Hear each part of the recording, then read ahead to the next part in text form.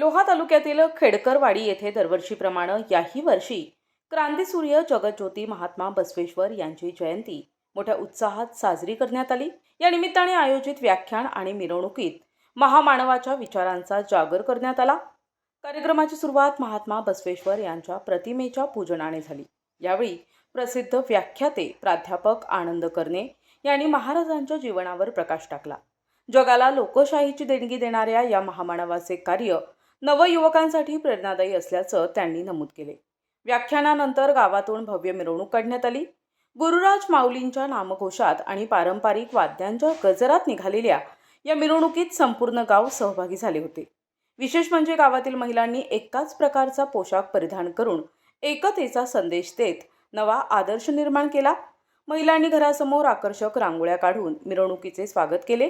या सोहळ्यानिमित्त ग्रामस्थांच्या वतीने महाप्रसादाचेही आयोजन करण्यात आले होते।